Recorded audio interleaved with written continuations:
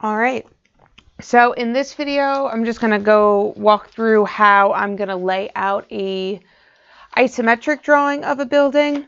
And so we'll start with creating a structure like this and then moving it into an exploded isometric like this. So I'm not going to go through over every single step of this assignment. So I'm not going to hatch things. I'm not going to add lots of details to the windows or put in a title block or anything. I'm just going to go over kind of just the basic layout and setup of the building and drawing.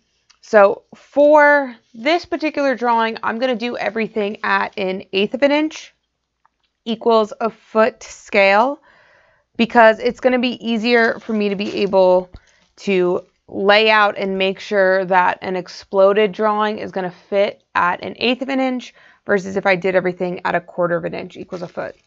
So first step of every drawing is to tape my paper down nice and straight. So since I'm using the isometric graph paper that I supplied to you guys in class, unless of course you're watching this in the future and then I ran out of the paper and didn't supply it in class. But since I'm using the paper from class, I'm going to line it up with the graph itself. Let me actually just move it down on the camera. So that way I know that it's going to be in frame, but I'm just lining it up with the edge of that graph rather than the edge of the paper, just because it might not have printed perfectly on the paper. So unlike with a regular drawing where I might line it up with that paper edge, in this case, I'm just going to line it up with the graph edge. Now, additionally, if you have tools like a T-square and your 30-60 triangle, which would be the long skinny one, you could skip the step of taping down a sheet of graph paper and then just start drawing directly on a regular sheet of computer paper or just doing your drawing on tracing paper. But since I have all of this paper available, I'm just going to use this. And then furthermore, when I would go to put, if I was working like a student, I might want to just only use tracing paper so that this way I always have this kind of pristine graph to go off of. But what this is going to do is just help me keep all of my lines at those 30-degree isometrics that I want to see, as well as just provide that good background, that good backdrop. Let me get a pencil out of my baggie, and then we'll get started. All right, I don't want to use an H pencil.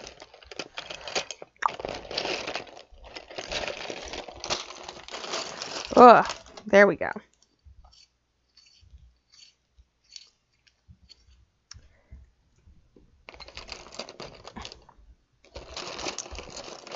Okay, so first thing is I'm going to just pick somewhere to start my drawing off on, which that pencil was still a little too light for my liking. All my pencils aren't sharpened, of course. There we go, we'll just use this one. I'm just going to pick somewhere to start, and then following my graph, I'm just going to lay out a guideline in one direction. So this is going to act as my south wall, and a guideline in my other direction, which will act as my east wall, and a guideline straight up. So what I'm going to do initially is just lay out an overall bounding box for my building, and then start to carve out things like the slope from there. So like I said, I'm going to do this at 1/8 of an inch equals a foot. So that means that on here, every one of these marks is 1 foot. So I know that it's a little bit blurry on there. I'll try to focus it a bit more. There we go. So this would be 1, 2, 3, 4, 5, 6, 7, 8, so on and so on and so on. So I'm going to do 12 feet on my east wall and 24 feet on my west, or my south, excuse me. So I'm just going to line up that 0 and let me refocus it now that I'm back away from the camera a bit. There we go. So I'm going to measure to be 12 feet out, which again, this graph paper is also a 1/4 inch. So each one of these boxes would be a 1/4 of an inch. So I could just measure out 1, 2, 3, 4, 5, 6 if I wanted to do it that way. But I'm just going to do 12 feet and then 24 feet and make a little mark at each of those points. Project a line straight up and project a line straight up. Now for my height, what I'm going to do is lay out just for what my height would be on this side, which would be, if this is the top of my floor, I'm going to measure up 8 feet. So again, I'm going to take my scale at 1/8 of an inch is equal to a foot, measure up 8 feet, and then I'm also going to just keep in mind that I want an additional 6 feet for the slope of my roof. Because if we have a 3/12 slope, that means that here, if I go over 12 feet, I've gone up 3 feet. I go over another 12 feet, I've gone up another 3 feet. So in total, it would be 14 feet in height from one end of the building to the other. So what I'm doing right now is just laying out an overall box at scale. And then from there, I can start to carve out my building. So just like I showed in the in-class demo, I'm just going to start with that big box. And then I can start to lay out my different features. So I'm just going to erase some of the guides so that way they're out of my way. Try to stop my cat from getting in the way. Or maybe if you're lucky, he'll make a special appearance. But so now I've got my overall bounding box. And this right here, as I mentioned, this is my 8 feet for where the top of my ceiling height is on this end. So in this case, what I'm going to do is just locate endpoints and connect the dots for my roof line. And then I'll project back. And like with our shed style roof from our practice in class, I'll project that line down, find my endpoints, and connect the dots. So I now have my building with my sloped roof laid out, and I can start adding in a couple of things regarding thickness for my various materials. So since this is the top of my floor, what I'm going to do is just project down a few inches for the thickness of my floor. So my floor itself is around, I believe, off the top of my head, I want to say it's 8 inches. I cannot remember 1,000%. I apologize. So I'm just going to take my 1/8 of an inch scale, and now with an 1/8 of an inch one, and let me hold it up again and just try to focus. There we go. So with an 1/8 of an inch scale, since it's much smaller, every single one of these marks is not the equivalent of an inch, like with the 1/4 of an inch scale. So every one of these marks is actually the equivalent of 2 inches. And then this middle one that's just a little bit longer is 6. So we just want to kind of keep that in mind while we are drawing this. And I'm going to just project straight down for 8 inches. And then if I don't have a tool like this to help keep all of my lines nice and straight, I'll just measure kind of straight down on all of these axes. And then I'm just going to connect the dots. So even if, particularly since this isn't on any of the lines or anything for the grid, even without using like a T-square, I can still just lay everything out and kind of connect the dots as I go around. And so this then is going to be the equivalent of my floor. And then I'm going to project up for my roof. And my roof, I want to say, is 9 1/4. So again, I'm going to measure up approximately 9 inches. And I'm just going to do it in one point and then use my tools, which, I forgot, since it's on a slope, I actually can't use my tool. Whoops. Tricked ya. So I'm just measuring up 9 inches on all of these points, which looks a lot like 8 inches as well. You are correct in that regard.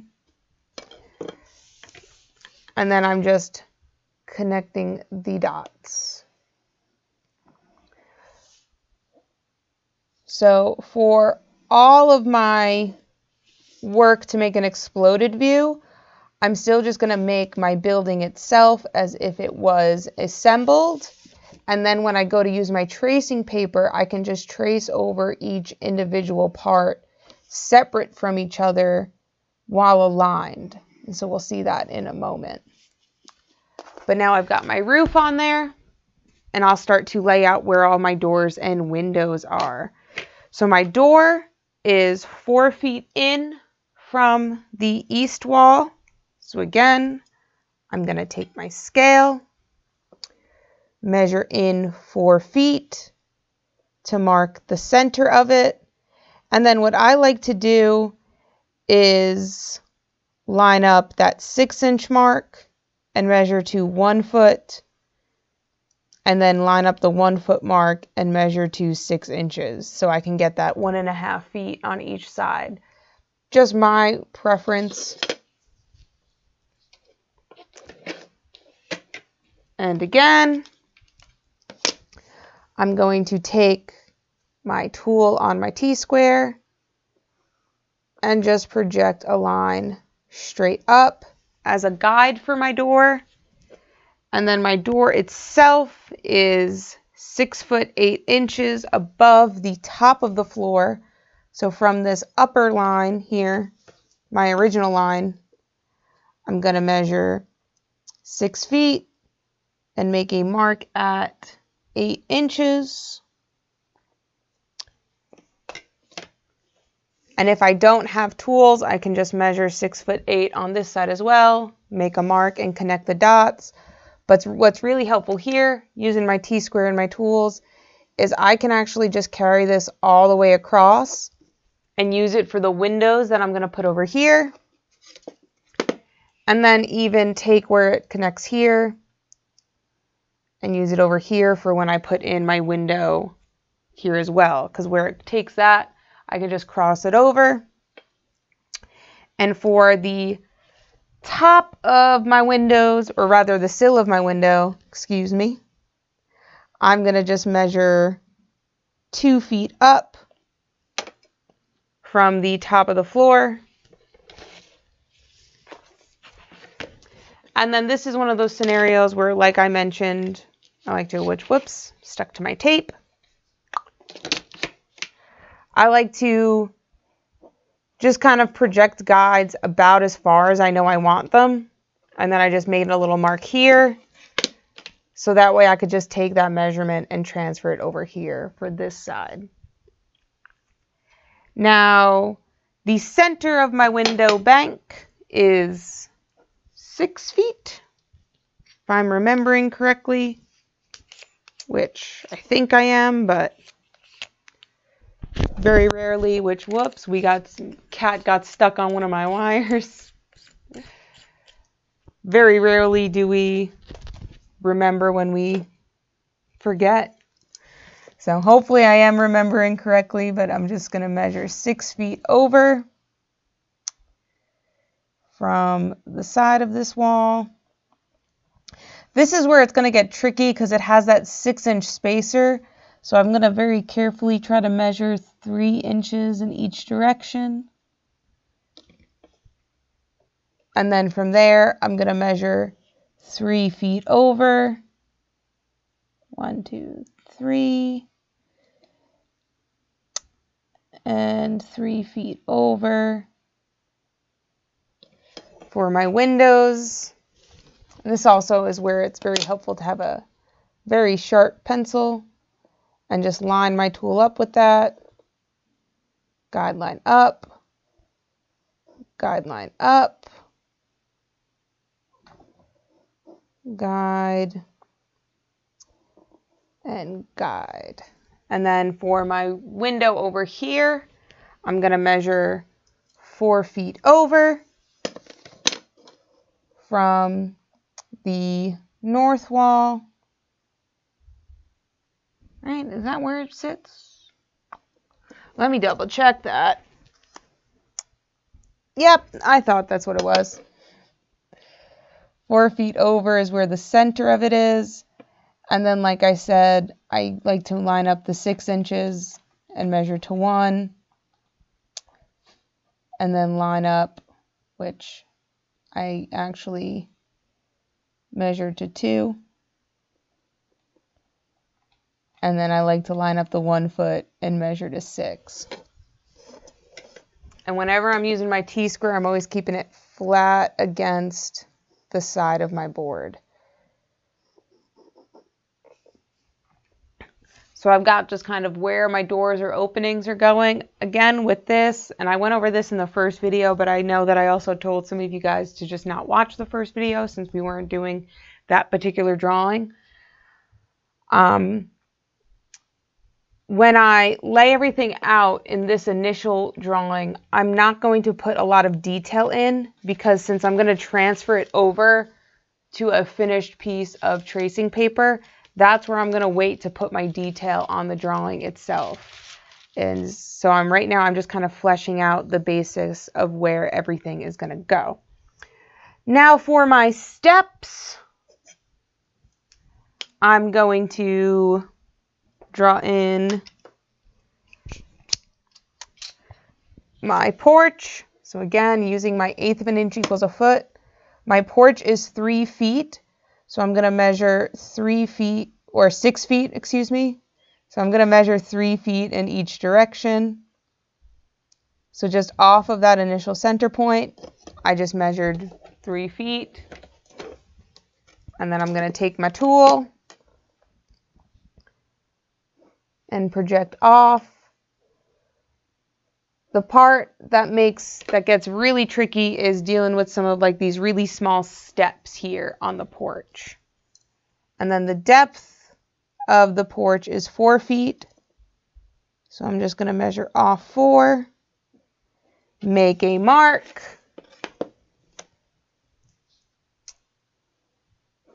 draw a line across. Now, with my steps, I want to go down a little bit of depth for the step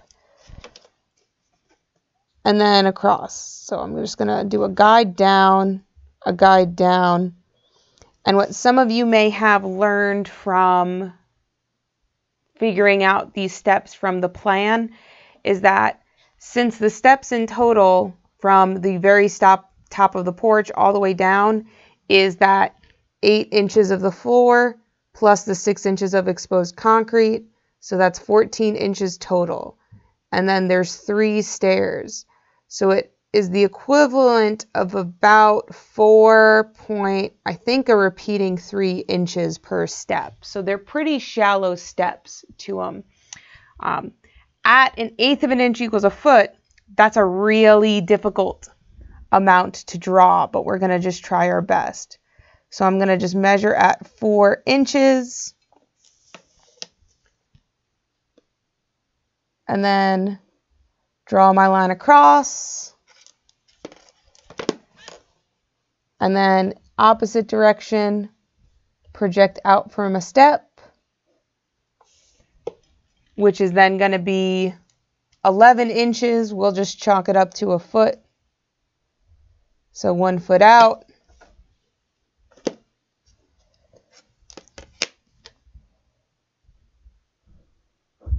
Project over, guideline down, guideline down, measure at 4 inches, which I know it's really hard to do at this scale, and that's why having a very sharp pencil is super duper helpful. Project out, project out, 1 foot,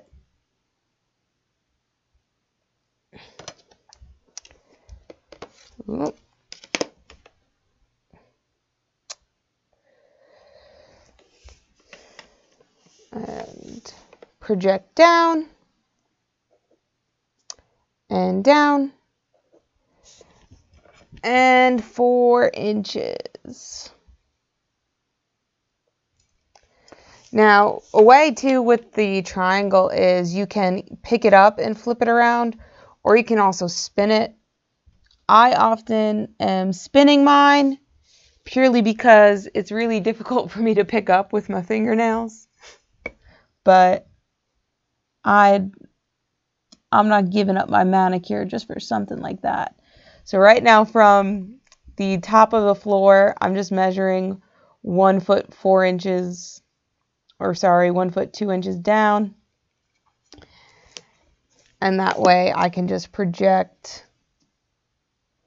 this over to meet that step.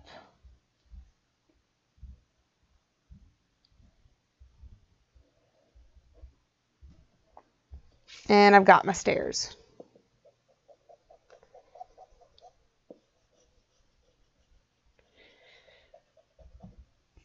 So I've got the basics of my house carved out here.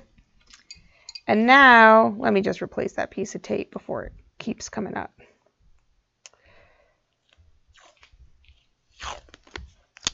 Now I'm ready to turn it into an exploded view on a piece of tracing paper. So what I do then is I first take my paper and I kind of plan out initially for where I want the building to go. So again, typically when I'm doing something with tracing paper, my first trace is not even going to be my last one. So I just kind of try to center it as best as I can, but then I always keep in mind that I'm probably going to trace it a second time, or even then go and put it onto a computer to kind of finish up. So what I'm doing right now is just lining up my piece of tracing paper on top of it, trying to keep it straight against the T-square, but knowing it's okay if I don't. And I'm just going to tape the top corner, and then it's off camera, but I'm also going to tape the other top corner of it.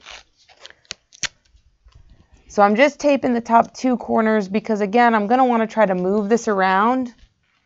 And a lot of times what I find helpful too when I'm tracing is as I go, I like to just take a regular sheet of paper and put it underneath it to help me see if I've missed any lines while I'm working. So I'll find it useful to just kind of be able to go underneath and just say, okay, did I miss that? No, good, and then go over it. So what I'm going to do first is just initially trace out the building with the floor. So I'm going to just ignore the roof for now. And I'm just tracing over all of my line work. And then when I go to do things like the windows, I cannot worry about having to erase guidelines and stuff like that.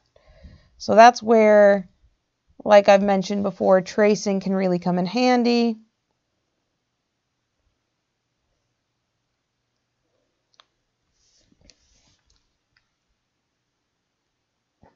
Because then I don't have to worry about erasing all of my line work and such.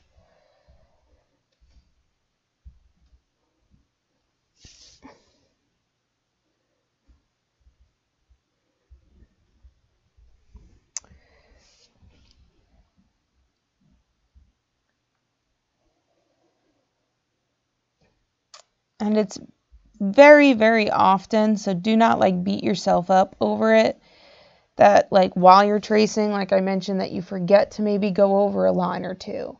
And that's why it's just really helpful to have just a regular piece of paper around just to put underneath it, just to see like, oh, did I forget this line or not?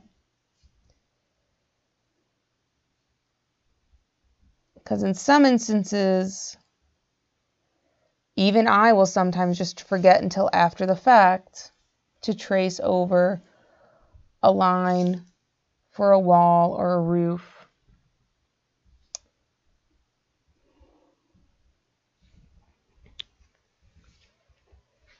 And so I've got my initial kind of wall work there, and now I'm realizing, uh-oh, I actually wanted to take this wall and bump it out. So what I'm going to do is go and get rid of this one for now, and I'm just going to start off with this initial wall because I forgot that I wanted to explode that out. Whoops! See? Even I forget things. And my eraser is probably a little too big to get rid of that one. So I might have to go over that one line, but that's okay. Oops.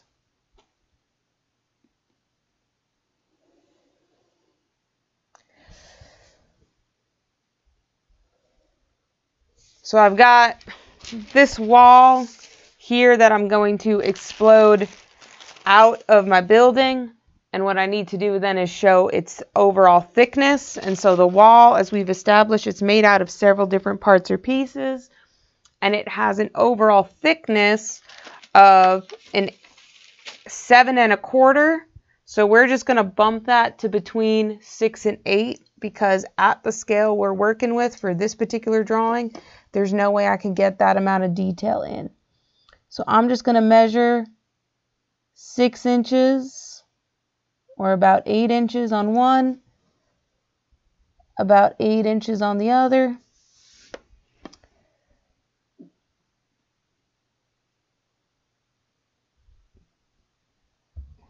And then even down here, I'm going to measure about 8 and use my tools.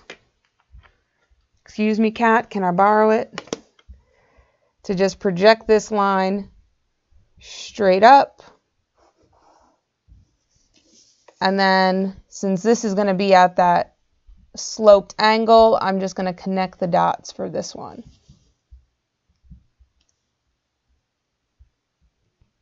So now I have my wall with thickness, and I'm going to, for each of these corners on my wall, just project back a little bit, and then I can measure how far I want that projection to go. And so now that I've projected it back, I'm going to measure about 8 inches. So between 6 and 8, since I'm not going to be able to get that 7 1/4, I'm just kind of eyeballing it. Well, not eyeballing it, but I'm just measuring it a little bit in.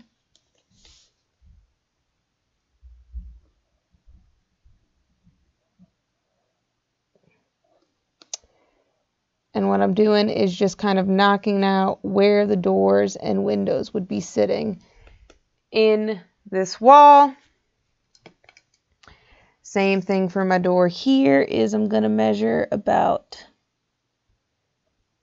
6 or 8 inches in.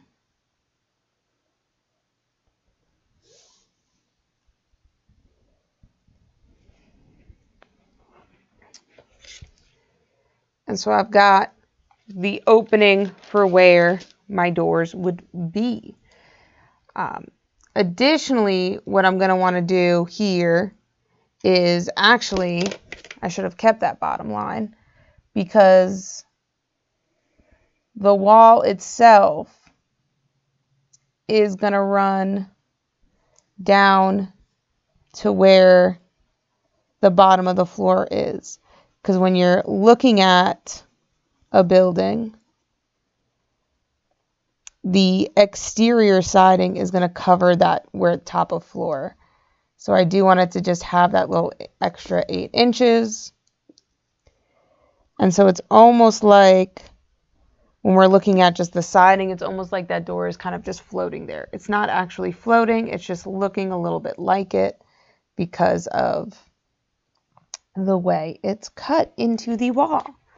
So now that I have that wall, what I'm going to do is project back where I kind of want it to line up with the rest of the building. So using my 30 degrees, I'm going to just project guidelines back, project a guide back, project a guide back, and then pick up my tracing paper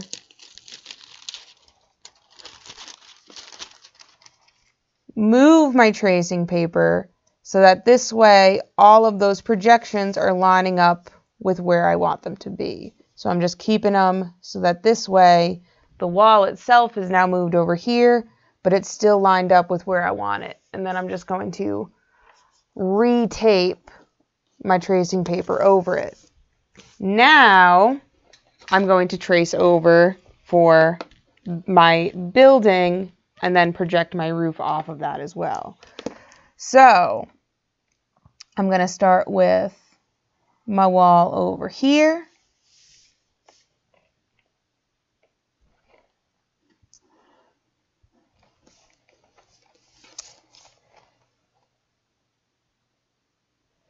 And I'm just for this one going over the overall outline of the building, because in this scenario I've already cut out this south wall and projected it off.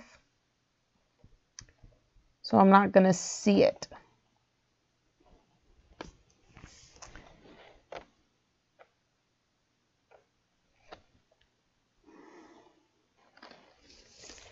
And so again, it's helpful to kind of come in with this just to make sure that we've got our general outline. See if there's any line work that we might be missing.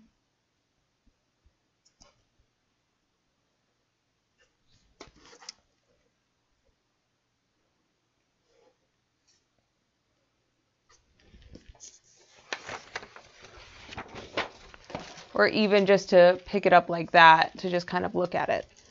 So now I'm going to start to add in the details for like how thick my walls are on here as well. So again, at 1/8 of an inch equals a foot.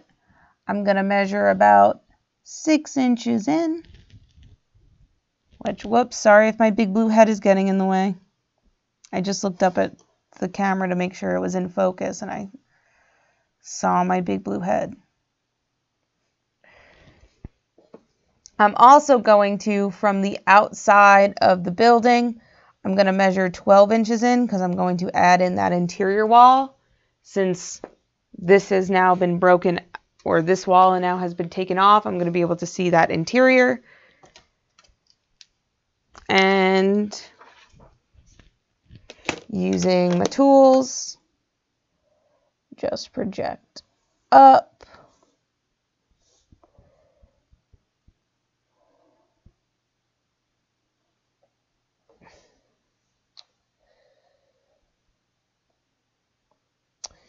And I'm going to try my hardest to measure just 2 inches in each direction, but that's going to be a difficult task.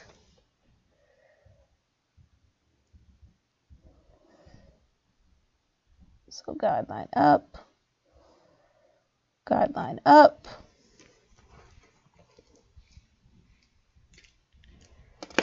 And then where it hits the roof line, guide straight over, guide straight over, guide straight over, guide straight over. I'll put the regular paper underneath it. So now I can see some of the kind of interior components of my building that I couldn't otherwise see. One nice little, didn't look like I went very good with that one. There we go.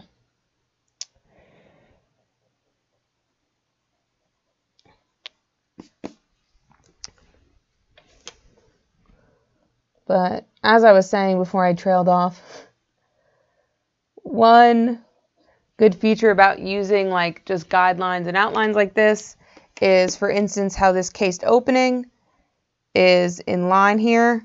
I can just kind of project it over. So this way I don't have to worry about measuring that 4 feet over. Same thing with even for where it sits on that wall. I can just project all of those points over.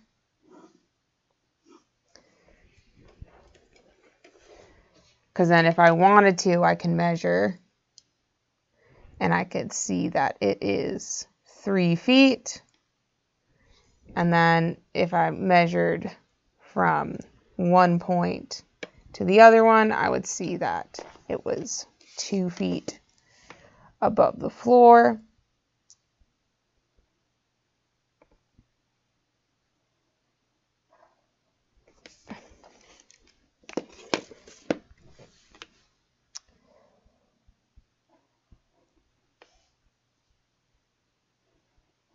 So I've got my wall on that side. Or my window on that side, excuse me. I'm just getting too sleepy, I guess. And then I'll measure in for my window. 6 inches in. 6 inches.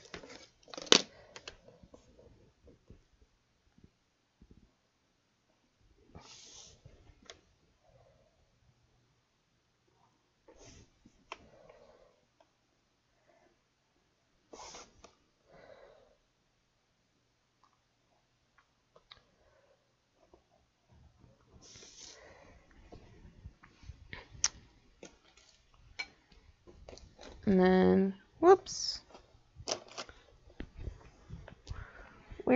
There's my eraser.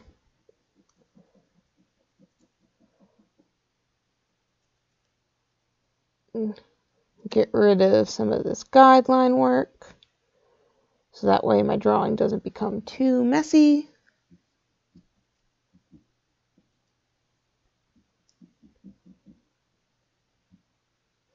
Because it's easy to let guidelines just kind of overpower your drawing and make it really hard to read and understand.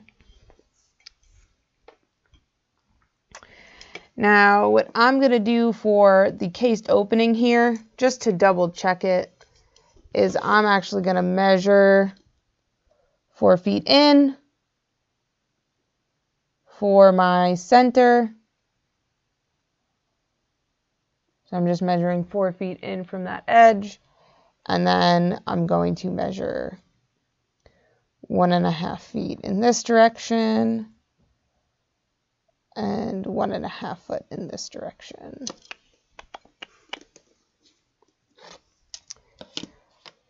Just project, guide straight down,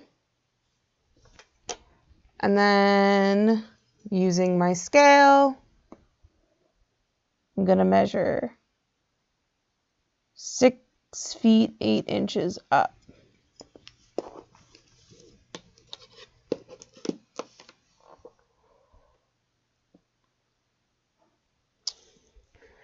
And again, this for sure is one of those projects where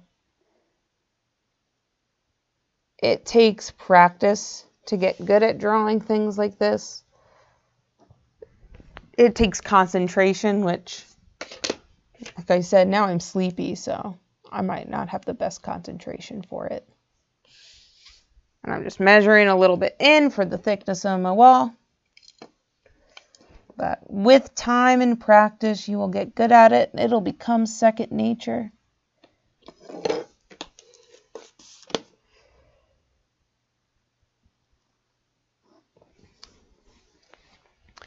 And so then I have my building,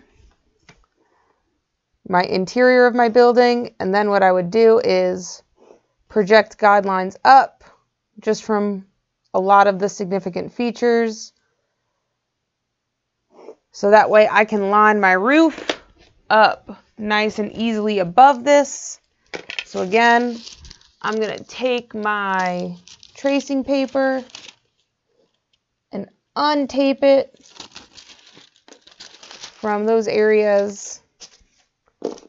Get rid of this backing paper and then just line up kind of all of my edges.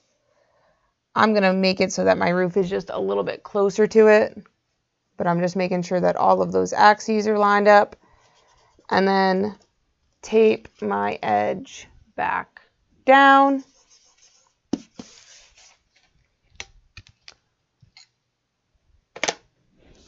And then I can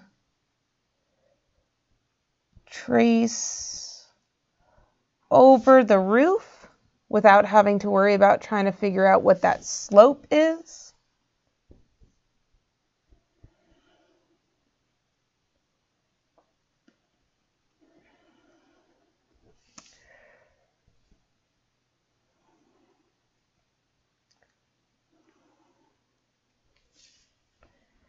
And also not worrying about the fact how, like, in my original drawing, my roof and with its slope is kind of like see-through. I have that like back edge and then the other back edge. In this scenario, I can just trace over the line work that I know that I want to keep. And then I have the roof popped off my house without worrying about, like, okay, well, at this angle in an isometric and at this slope, what would that look like? And so I've got my roof then. And I'm just going to take some of my tools and project off of the windows.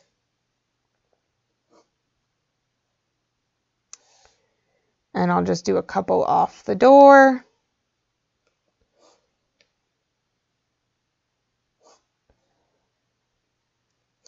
And with some things like the doors and the windows, this might not even be, like, for example, with the door, I could just trace a box based off of these guidelines that I already have laid out here. So I could just do it based off of those guides. I can just lay out what my door would be, because it's really just going from point to point to point to point, and then saying, okay, and my doors are typically about 3 inches or 2.5 inches, not 3 inches, excuse me, 1.5 or 2.5 inches thick. So again, it's just going to be something real thin. So I could do my door like that. I'm going to try not to knock my camera off while I do this. And I unfortunately don't have a pencil sharpener with me. Otherwise, I would sharpen this dull pencil to make it easier to make my door. But I'd lay out my door. And I'd want to do it so that when my windows are here, I'd have them, at least the start of them, the tops of them would line up with this as well. So I could even then kind of line up where my windows would go in relation to that. Or additionally, what I can do is, since I've got those guidelines in place, I could pick up my piece. I could line up my windows with where I want them to be. Make sure I get everything lined up the way I want to.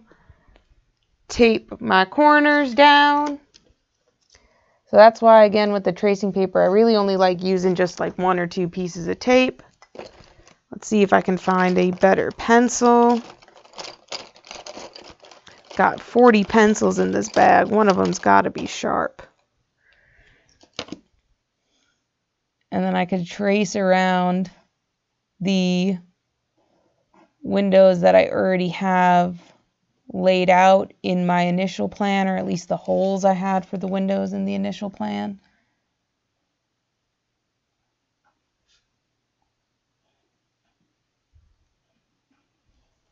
And then I can decide how far back they go. So I'll take my scale. This is probably only going to have a thickness of about 1.5 inches for the window pane.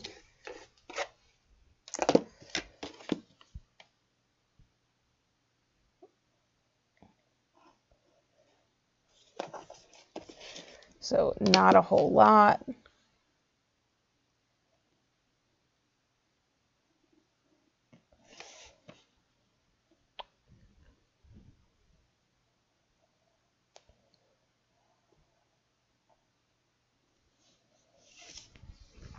Again, it's one of those things where it's helpful just to be able to slide that paper underneath it.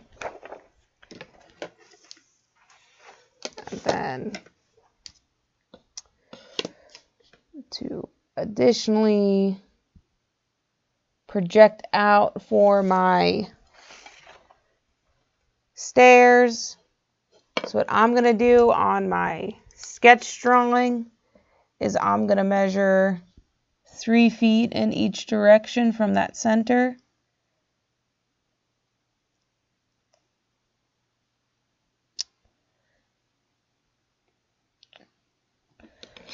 To project some guidelines out for my stairs.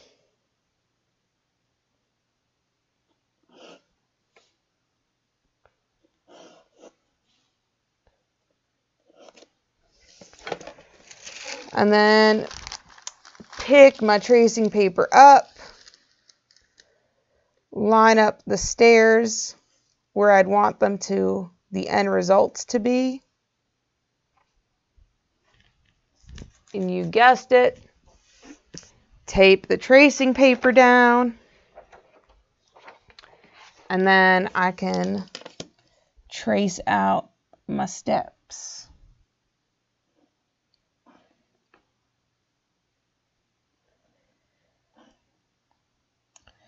So again, that's why when I was first kind of initially making the drawing, I wasn't too worried about like my sloppy line work or overlapping line work, because I knew that in the end result, I'm just going to go through and redraw a pretty significant amount of it. So if it was sloppy to begin with, I knew it wasn't going to end sloppy necessarily. So I had time to fix my mistakes, if you will.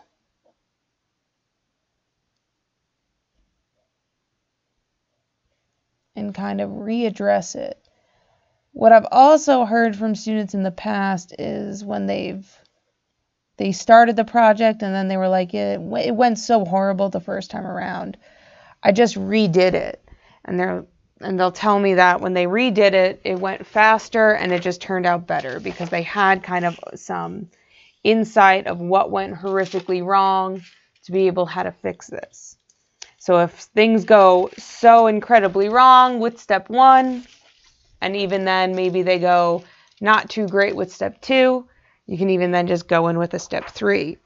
And so personally what I would do with this then is take another sheet of tracing paper, because at this point now I've got all of my measurements, I've got a lot of my line work done, I've got a running around cat.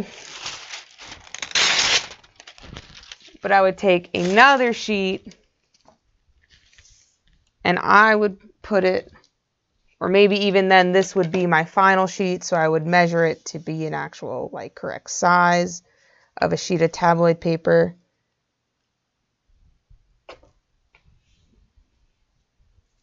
And then on this sheet,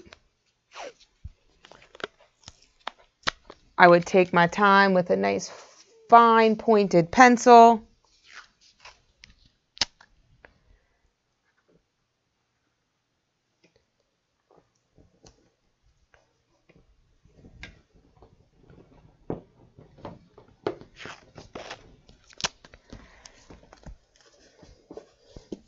But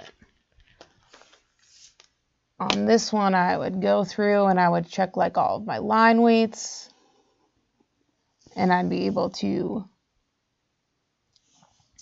trace my line work, add my hatching, make sure I've got in all of my guidelines for all of my projection stuff.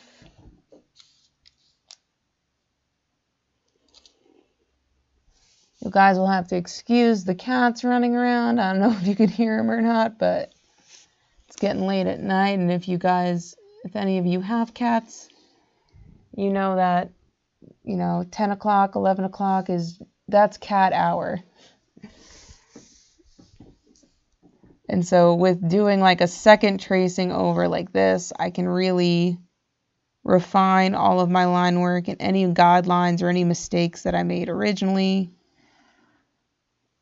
I could go and fix up without having to worry about trying to erase in like really small areas, because that's one thing that I really dislike trying to have to do, is get into all of these small nooks and crannies and try to erase at a scale like this.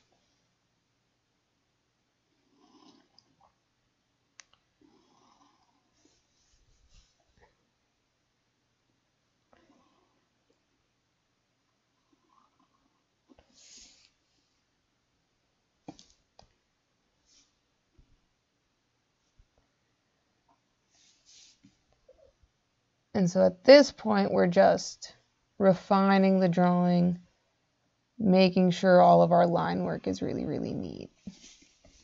Could also be the stage in which I start to add in my hatching or any other details I might want to add into my building.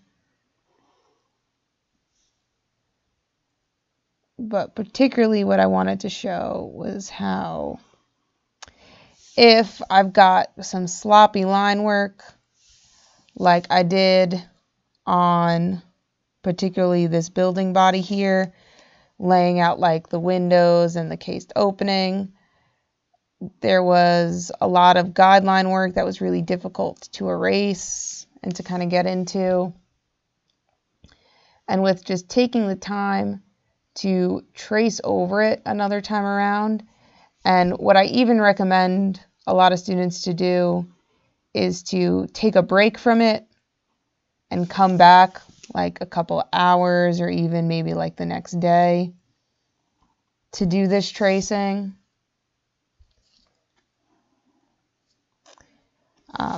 Is that it doesn't really take much time to do it a second time around, but the end result will make a big difference to go and actually add in those smaller details.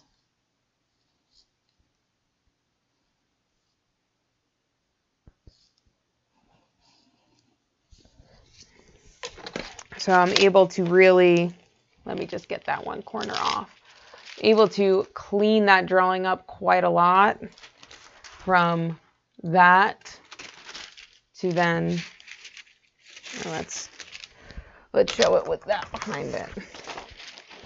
From that initial one to then that, I can get a nice clean lines without having to put in an incredible amount of effort in that final result, but it's going to show just that much more detail and more effort in the end result.